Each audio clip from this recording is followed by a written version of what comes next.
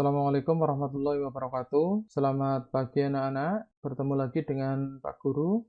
Hari ini kita akan belajar masih dalam tema 2. Sudah masuk pada subtema 2, pembelajaran 1. Setelah memproklamasikan kemerdekaannya, Indonesia menjadi bangsa yang merdeka. Namun, Indonesia masih harus berjuang untuk mempertahankan kemerdekaan. Perjuangan tersebut diwujudkan dengan perjuangan para pahlawan di berbagai pertempuran. Demi mempertahankan kemerdekaan, para pahlawan rela berkorban, jiwa dan raga. Untuk itu, kita harus selalu mengenang jasa para pahlawan Indonesia. Untuk mengenang jasa para pahlawan, kita dapat mempelajari berbagai peristiwa sejarah tentang perjuangan bangsa Indonesia setelah kemerdekaan. Informasi tersebut bisa kita dapatkan dengan membaca teks atau dari sumber yang lain. Nah, sebelum kita mempelajari lebih lanjut, mari kalian simak pidato dari Bung Tomo dalam pertempuran Surabaya. Bismillahirrahmanirrahim. Merdeka! Saudara-saudara, rakyat jelata di seluruh Indonesia, terutama saudara-saudara penduduk kota Surabaya, kita semuanya telah mengetahui bahwa hari ini tentara Inggris telah menyebarkan pamflet-pamflet yang memberikan suatu ancaman kepada kita semua. Kita diwajibkan untuk dalam waktu yang mereka tentukan menyerahkan senjata-senjata yang telah kita rebut dari tangannya tentara Jepang. Mereka telah minta supaya kita datang pada mereka itu dengan mengangkat tangan. Mereka telah minta supaya kita semua datang pada mereka itu dengan membawa bendera putih, tanda bahwa kita menyerah kepada mereka. Saudara-saudara, di dalam pertempuran-pertempuran yang lampau, kita sekalian telah menunjukkan bahwa rakyat Indonesia di Surabaya, pemuda-pemuda yang berasal dari Maluku, pemuda-pemuda yang berasal dari Sulawesi, pemuda-pemuda yang berasal dari Pulau Bali, pemuda-pemuda yang berasal dari Kalimantan, pemuda-pemuda dari seluruh Sumatera, pemuda Aceh, pemuda Tapanuli, dan seluruh pemuda Indonesia yang ada di Surabaya ini, di dalam pasukan-pasukan mereka masing-masing, dengan pasukan-pasukan rakyat yang dibentuk di kampung-kampung, telah menunjukkan satu pertahanan yang tidak bisa dijebol, telah menunjukkan satu kekuatan sehingga mereka itu terjepit di mana-mana. Hanya karena taktik yang licik daripada mereka itu, saudara-saudara, dengan mendatangkan presiden dan pemimpin-pemimpin lainnya ke Surabaya ini, maka kita tunduk untuk memberhentikan pertempuran. Tetapi pada masa itu mereka telah memperkuat diri, dan setelah kuat, sekarang inilah keadaannya. Saudara-saudara, kita semuanya, kita bangsa Indonesia yang ada di Surabaya ini, akan menerima tantangan tentara Inggris itu. Dan kalau pimpinan tentara Inggris yang ada di Surabaya ingin mendengarkan jawaban rakyat Indonesia, ingin mendengarkan jawaban seluruh pemuda Indonesia yang ada di Surabaya ini, dengarkanlah ini, tentara Inggris. Ini jawaban kita. Ini jawaban rakyat Surabaya. Ini jawaban pemuda Indonesia kepada kau sekalian. Hei, tentara Inggris, kau mengendaki bahwa kita ini akan membawa bendera putih untuk takluk kepadamu. Kau menyuruh kita mengangkat tangan datang kepadamu. Kau menyuruh kita membawa senjata-senjata yang telah kita rampas dari tentara Jepang untuk diserahkan kepadamu. Tuntutan itu, walaupun kita tahu bahwa kau sekalian akan mengancam kita untuk menggempur kita dengan seluruh kekuatan yang ada, tetapi inilah jawaban kita. Selama banteng-banteng Indonesia masih mempunyai darah merah yang dapat membuat setarik dan putih, merah dan putih, maka selama itu tidak akan kita mau menyerah kepada siapapun juga. Saudara-saudara rakyat Surabaya, siaplah, keadaan genting.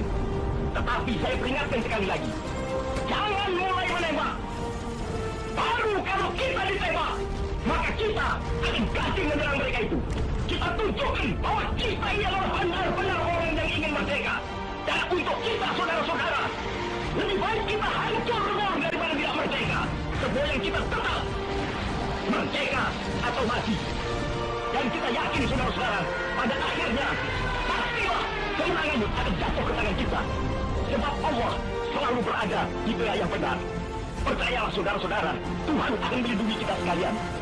Allahu Akbar, Allahu Akbar, Allahu Akbar. Merdeka!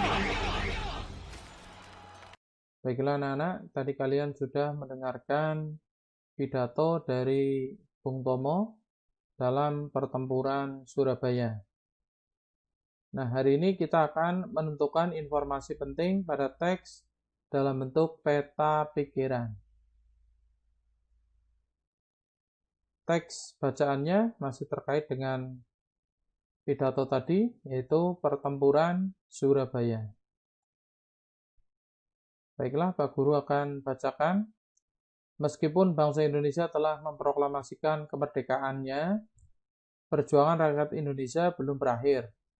Tanggal 25 September 1945, tentara sekutu yang dipimpin oleh Brigadir Jenderal Malabi datang ke Indonesia untuk melucuti tentara Jepang. Kedatangan tentara sekutu memicu perlawanan dari pemuda Indonesia. Dari tanggal 27 hingga 30 Oktober 1945, pemuda Indonesia bertempur melawan pasukan Inggris. Dalam pertempuran ini, pasukan Inggris berhasil dikalahkan. Pertempuran antara pemuda Indonesia dengan tentara Inggris mencapai puncaknya saat Brigadir Jenderal Malabi terbunuh. Akibatnya, pada tanggal 9 November 1945, pemerintah Inggris mengultimatum rakyat Surabaya untuk meletakkan senjata dan menyerahkan diri. Ultimatum tersebut justru mengundang kemarahan rakyat Surabaya. Mereka pun bersepakat untuk mempertahankan kota Surabaya dan menjaga kedaulatan Indonesia.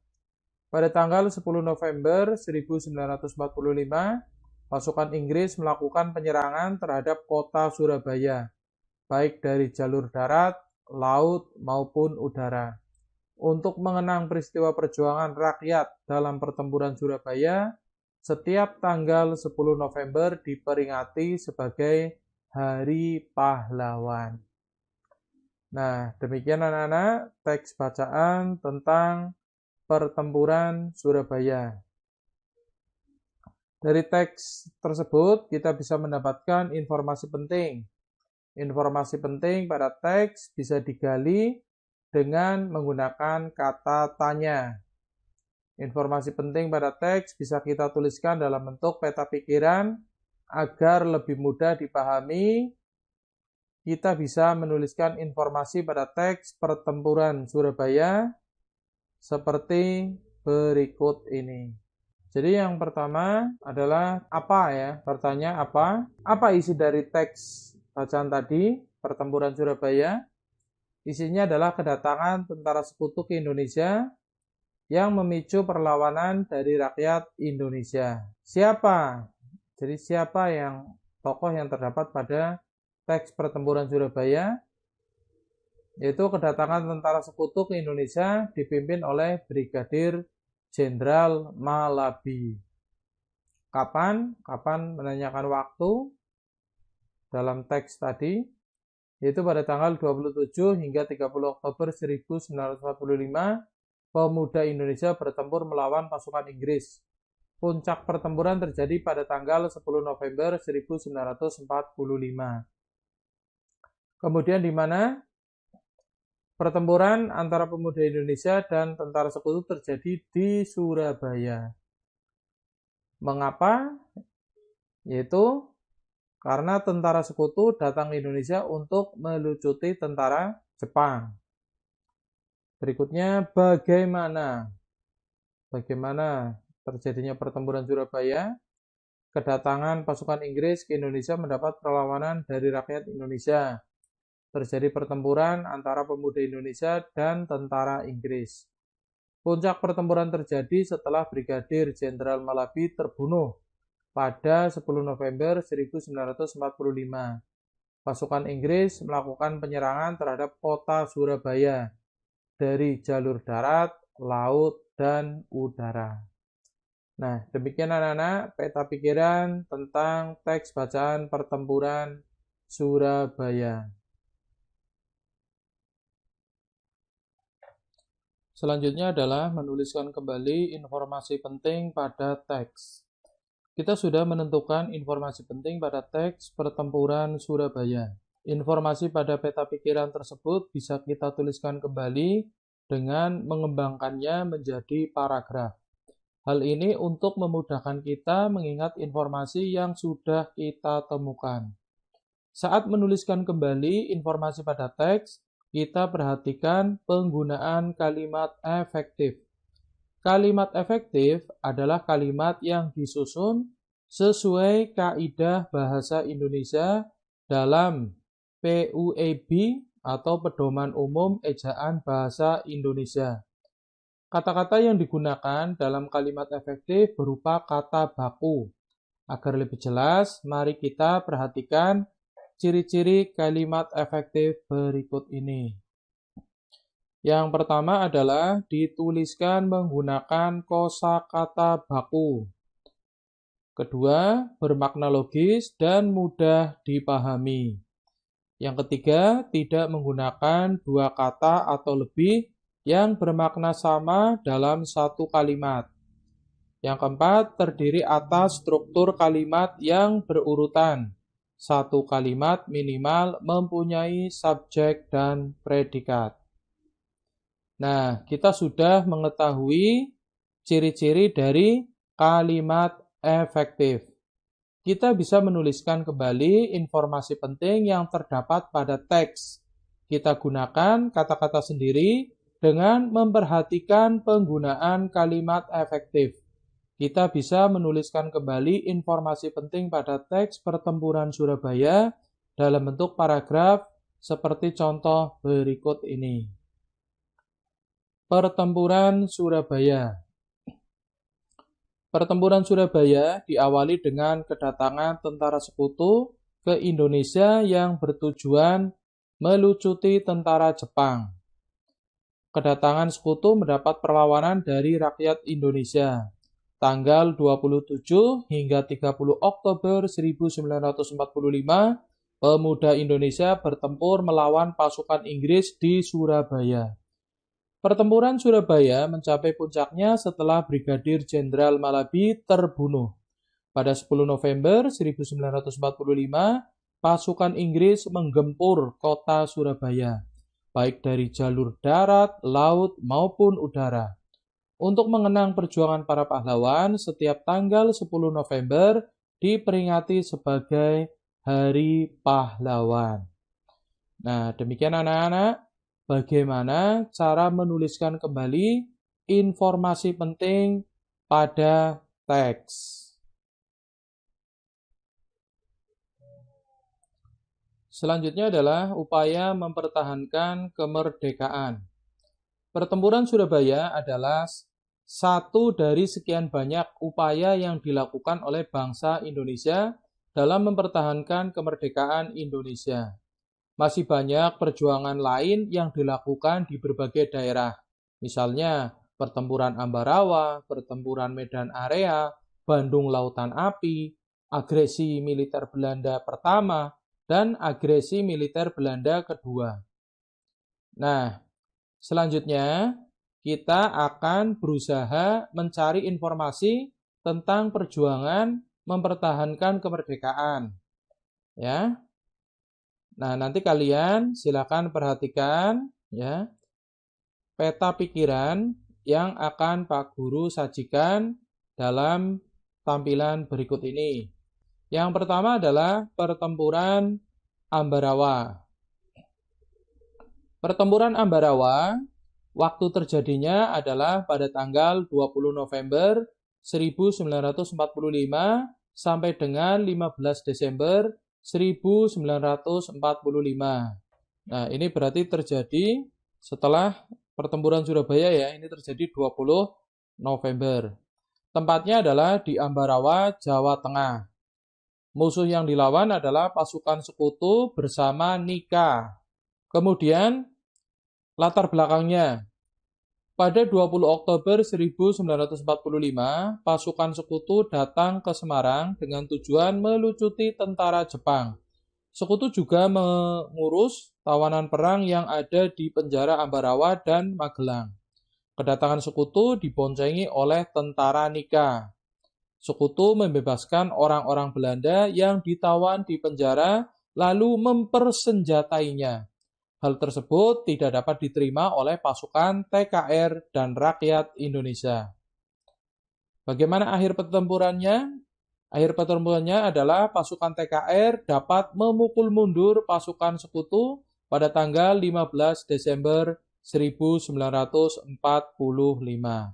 Nah, demikian tadi peta pikiran tentang pertempuran Ambarawa. Nah, selanjutnya anak-anak, Pak Guru akan menyajikan juga pertempuran Medan Area. Nah, pertempuran Medan Area, waktu terjadinya adalah tanggal 10 Desember 1945. Ini adalah puncak dari pertempuran Medan Area. Tempat terjadinya di Medan, Sumatera Utara.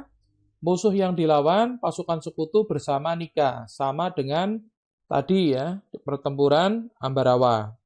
Latar belakangnya, yang pertama adalah pada 9 Oktober 1945, pasukan sekutu yang disertai pasukan Nika tiba di Medan. Tujuannya adalah membebaskan tawanan Belanda. Akan tetapi, pasukan sekutu mempersenjatai para tawanan dan membentuk pasukan Medan Batalion Kenil. Ya. Pada tanggal 18 Oktober 1945, pasukan sekutu mengeluarkan peringatan yang melarang rakyat membawa senjata. Pasukan sekutu bersama Nika memasang papan bertulisan Fixed Boundaries Medan Area, atau artinya batas resmi wilayah Medan. Pada tanggal 1 Desember 1945, untuk memperlemah kekuatan Republik Indonesia. Nah, kemudian akhir dari pertempurannya adalah sekutu belum berhasil diusir dari Medan. Berikutnya adalah Bandung Lautan Api. Waktu terjadinya pertempuran Bandung Lautan Api adalah pada tanggal 23 Maret 1946. Tempatnya di Bandung, Jawa Barat. Musuh yang dilawan sama yaitu pasukan sekutu bersama Nika. Latar belakang, sekutu memberi ultimatum kepada Gubernur Jawa Barat agar kota Bandung segera dikosongkan dari penduduk dan tentaranya. Akhir pertempuran pada 23 Maret 1946 datang perintah dari pemerintah Indonesia di Jakarta untuk mengosongkan kota Bandung. Para pejuang dengan berat hati melaksanakan perintah tersebut. Para pejuang membumi hanguskan Bandung, ya, jadi membumi hanguskan, membakar, ya, membakar kota Bandung, Bandung bagian selatan agar sekutu tidak dapat memanfaatkannya. Jadi Bandung bagian selatan ini dibakar. Bangunan-bangunan yang ada di Bandung, jadi bangunannya dibakar. Nah, kalian tentunya tahu lagu Halo Halo Bandung, ya. Itu ada hubungannya dengan ini Bandung Lautan Api. Terus berikutnya adalah agresi militer Belanda yang pertama. Waktu terjadi tanggal 21 Juli 1947 sampai dengan 17 Januari 1948. Tempatnya adalah kota-kota besar di Pulau Sumatera dan Jawa. Musuh yang dilawan adalah Belanda. Latar belakang, Belanda melanggar isi perjanjian Linggarjati. Akhir pertempuran, Dewan Keamanan PBB menyetujui usul Amerika Serikat untuk membentuk Komisi Tiga Negara atau disingkat KTN. KTN bertugas mengawasi gencatan senjata antara Indonesia dan Belanda. Indonesia memilih Australia Sedangkan Belanda memilih Belgia untuk menjadi anggota KTN. Pada 17 Januari 1948, kedua belah pihak bertemu di kapal Renville untuk menandatangani persetujuan gencatan senjata dan prinsip-prinsip politik yang telah disetujui bersama dengan disaksikan oleh KTN atau Komisi Tiga Negara. Nah, berikutnya adalah agresi militer Belanda yang kedua. Waktu terjadi tanggal 19 Desember 1948 sampai dengan 27 Desember 1949. Tempatnya di Yogyakarta. Musuh yang dilawan adalah Belanda. Latar belakang, Belanda tidak puas dengan perjanjian Renville yang telah disepakati dan tetap ingin menguasai Republik Indonesia sepenuhnya. Akhir pertempuran, setelah adanya serangan umum 1 Maret 1949, Amerika Serikat mengancam untuk mencabut bantuan Marshall Plan terhadap Belanda. Hal tersebut memaksa Belanda menerima hasil konferensi meja bundar atau KMB yang menyerahkan kedaulatan pada Republik Indonesia Serikat atau disingkat RIS ya. Tanggal 27 Desember 1949. Nah, demikian tadi anak-anak beberapa upaya mempertahankan kemerdekaan selain yang terjadi di Surabaya. Selanjutnya adalah makna upaya mempertahankan kemerdekaan. Indonesia melakukan berbagai upaya untuk mempertahankan kemerdekaan. Upaya tersebut dilakukan melalui jalur diplomasi dan pertempuran. Upaya mempertahankan kemerdekaan memiliki makna penting bagi bangsa Indonesia. Nah, mari anak-anak simak makna upaya mempertahankan kemerdekaan berikut ini. Yang pertama adalah mengukuhkan diri sebagai negara bebas. Ya, karena Indonesia telah merdeka. Yang kedua adalah meningkatkan daya juang bangsa. Nah, jadi untuk mempertahankan maka harus berjuang, ya, berjuang mempertahankan kemerdekaan. Tadi kalian sudah dibahas ya. Itu ada pertempuran Ambarawa, Medan Area, Bandung Lautan Api. Nah, itu adalah merupakan upaya mempertahankan. Dan maknanya adalah meningkatkan daya juang bangsa. Meningkatkan rasa percaya diri bangsa. Berikutnya mempertahankan persatuan dan kesatuan. Yang kelima adalah menunjukkan pada dunia kekuatan Indonesia. Nah, jadi sampai-sampai ada agresi militer Belanda yang kedua, Amerika mengultimatum Belanda sehingga terjadi konferensi meja bundar. Nah, terus berikutnya adalah upaya mempertahankan kemerdekaan dalam kehidupan sehari-hari. Nah, kita sudah mengetahui makna upaya mempertahankan kemerdekaan sebagai warga Indonesia. Kita juga dapat turut serta dalam mempertahankan kemerdekaan ya. Walaupun sudah usia 75 tahun, kita tetap harus mempertahankan kemerdekaan. Kita bisa melakukan berbagai hal untuk mempertahankan kemerdekaan. Nah, mari kalian perhatikan contoh-contoh berikut ini.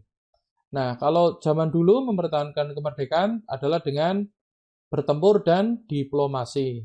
Nah, hari ini tugas kalian, tugas kita bersama warga Indonesia adalah yang pertama untuk mempertahankan kemerdekaan adalah belajar dengan giat. Nah, kalian sebagai siswa harus belajar dengan giat agar bisa mempertahankan kemerdekaan Indonesia.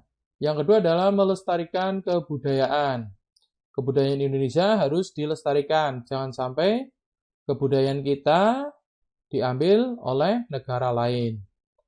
Kemudian tidak membeda-bedakan teman. Nah ini, jadi untuk memupuk rasa persatuan dan kesatuan, supaya Indonesia tidak mudah diadu domba, kita harus tidak membeda-bedakan teman.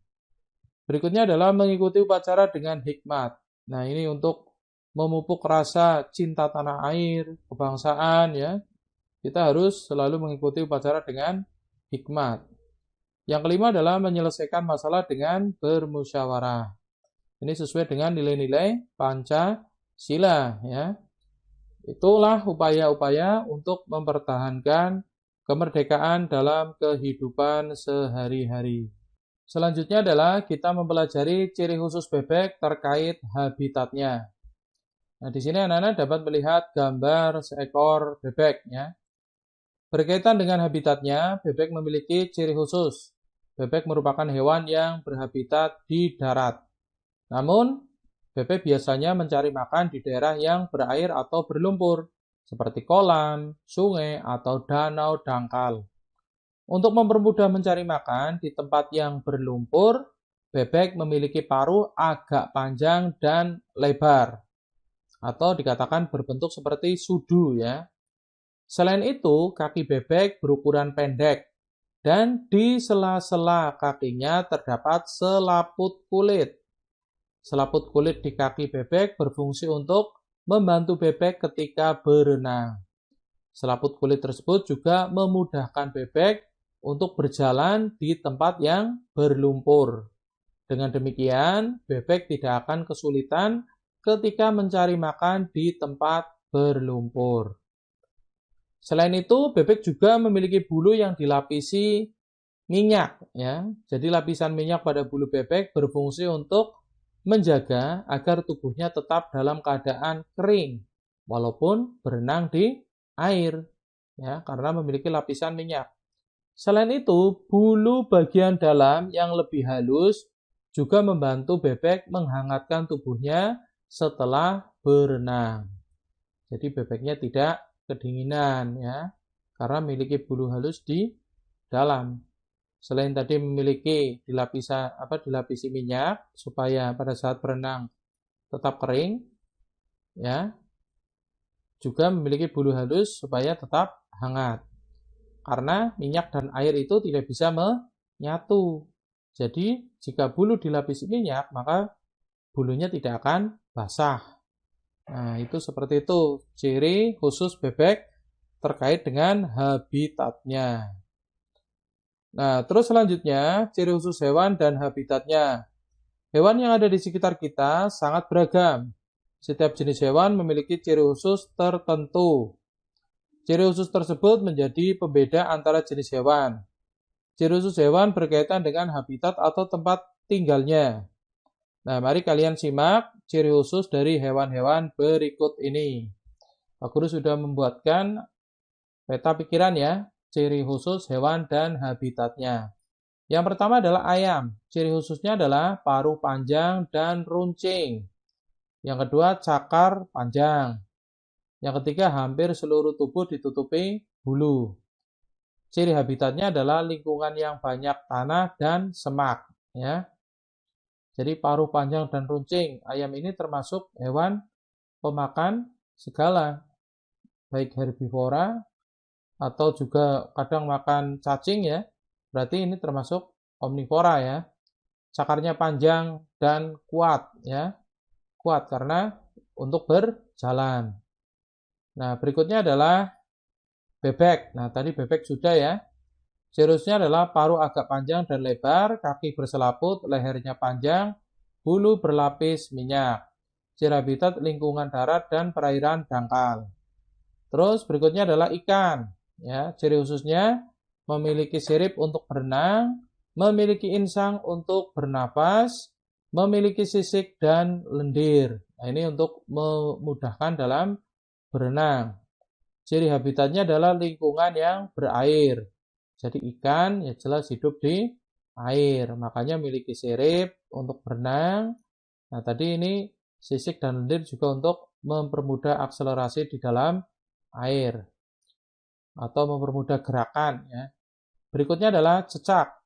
Ciri khususnya adalah bagian telapak kaki menonjol untuk melekat.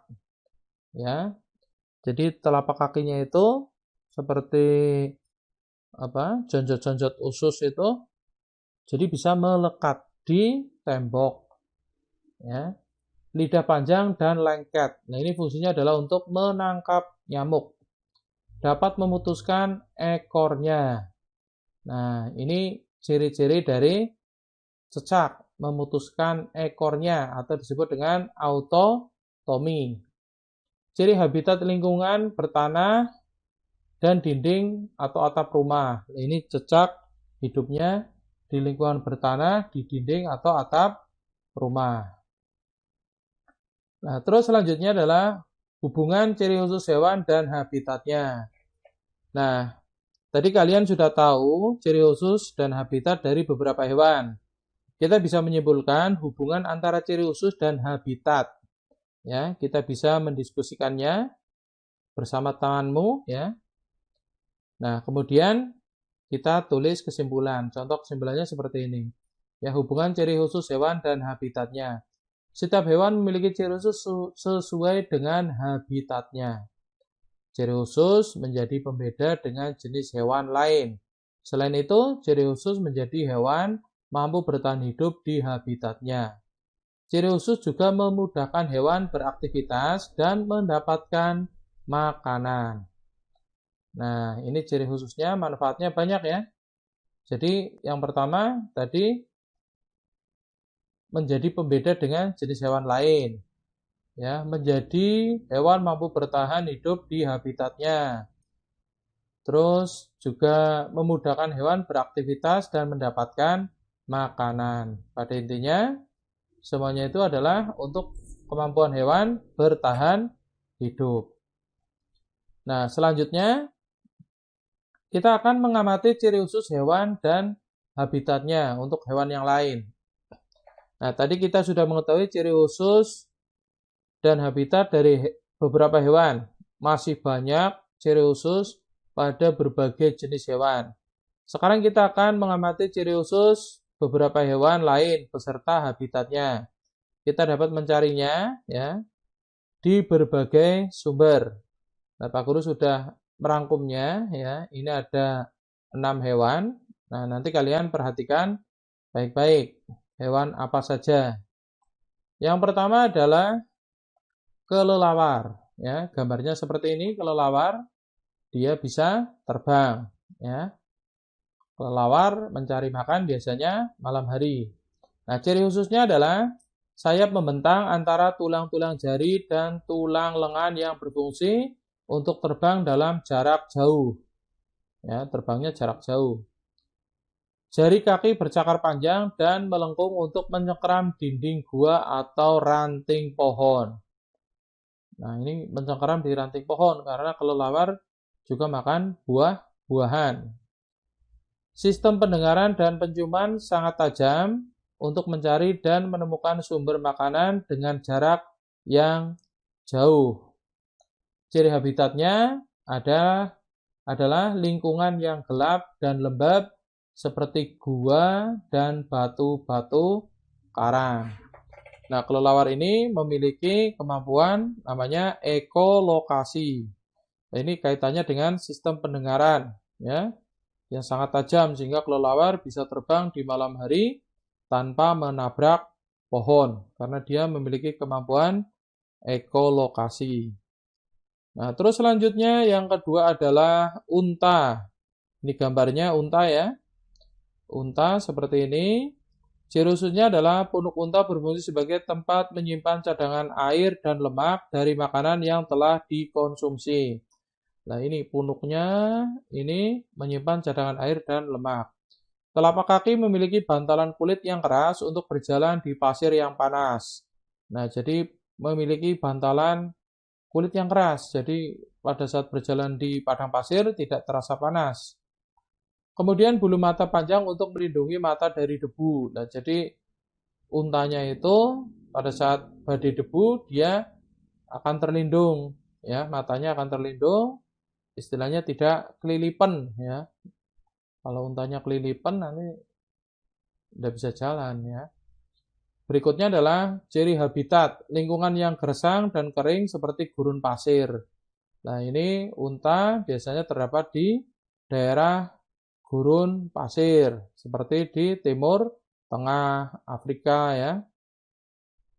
Nah, terus selanjutnya selain unta adalah citah ya, citah. Citah ini biasanya terdapat di Afrika. Ciri khususnya adalah tubuh berwarna kuning kecoklatan dengan bintik hitam digunakan untuk berkamuflase. Kaki dan tungkai panjang untuk berlari dengan langkah panjang. Ekor panjang untuk menjaga keseimbangan dan mengendalikan kecepatan saat berlari. Nah, jadi fungsi dari ekornya adalah seperti setir ya. Jadi untuk menjaga keseimbangan saat berlari kencang. Ya.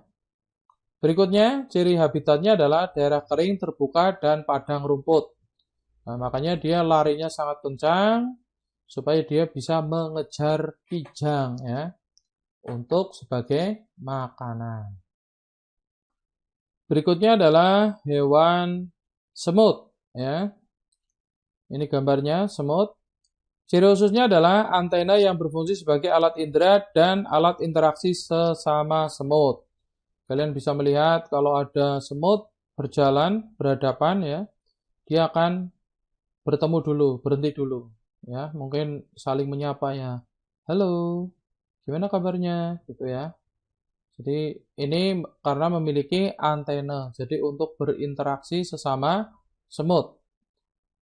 Yang kedua adalah dapat mengeluarkan bau khusus jika dalam bahaya. Nah, biasanya kalau semut dalam bahaya, dia mengeluarkan bau yang khusus ya.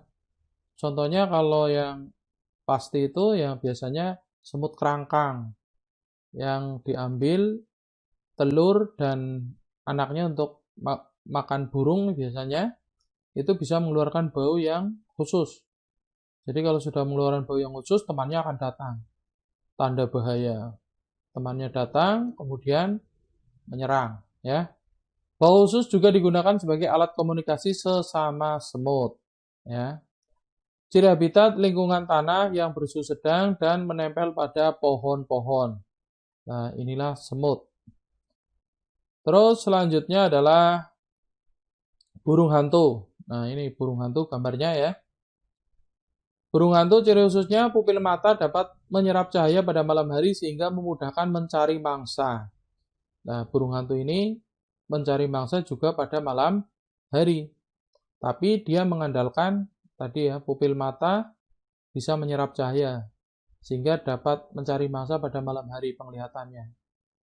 Ya. Terus berikutnya, bulu menjulang ke atas di bagian kepala untuk mengarahkan suara masuk ke telinga. Nah, ini untuk mendeteksi suara-suara gerakan kecil tikus ya. Kemudian matanya digunakan untuk mencari di mana letaknya.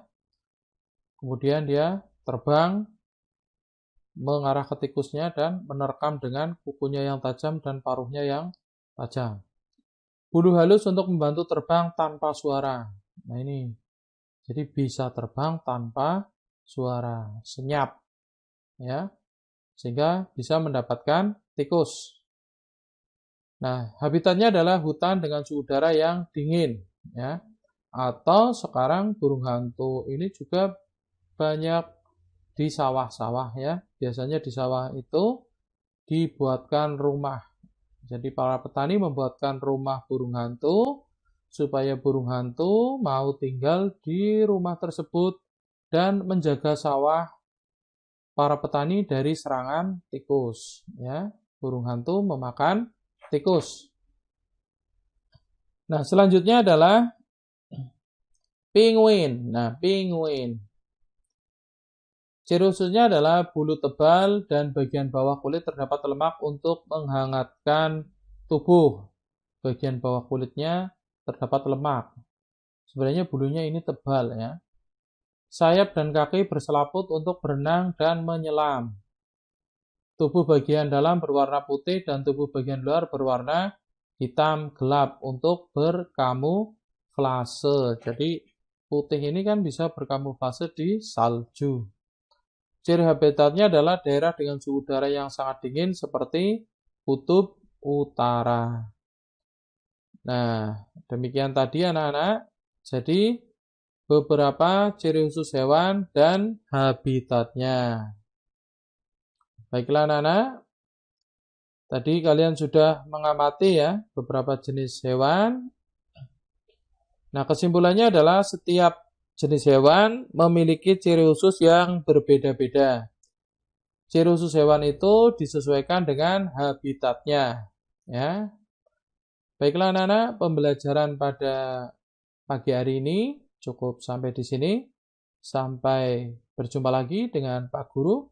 Wassalamualaikum warahmatullahi wabarakatuh.